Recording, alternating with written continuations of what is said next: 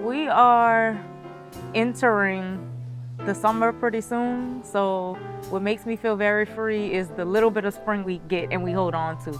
We are in Jazz Fest season, we're in festival season, so it's some of the best times in New Orleans.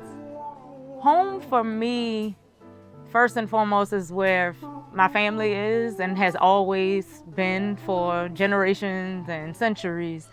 And it's the place that we can always come back to. And so home for me is like where my routines lie. And when I say my routines, that goes through seasons when you're from New Orleans and even in Louisiana. So we have crawfish season. We eat red beans every Monday. We have seafood every Friday during Lent. Even when it's not Lent, I feel like my life is the natural flow of whatever season the city is going through, and I really live by that.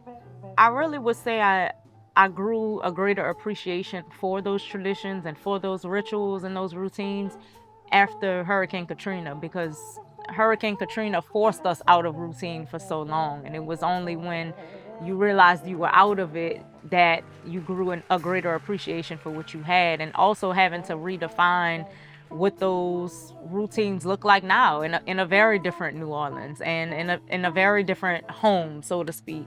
And so when so much has been lost and people have been displaced and traditions don't look exactly the same, but I think the beautiful thing about this city is that we always find a way to go back into our routine and what is natural to us.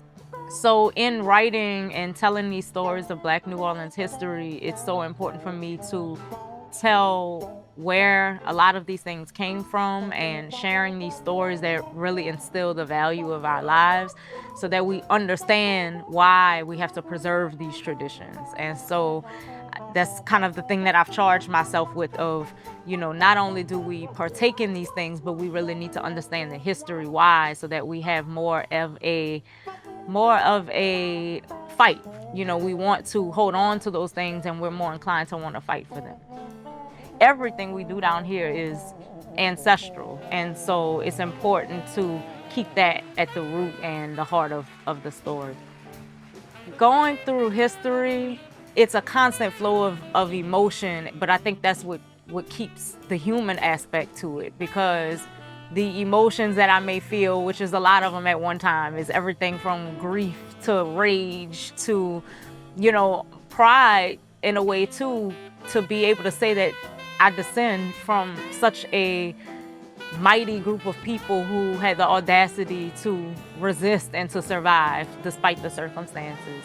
And so going through those emotions, I try to always keep emotion at the heart of what I do, because I think that's where the humanity is. I think once we start to lose the emotion, you start to lose sight of the why in many ways.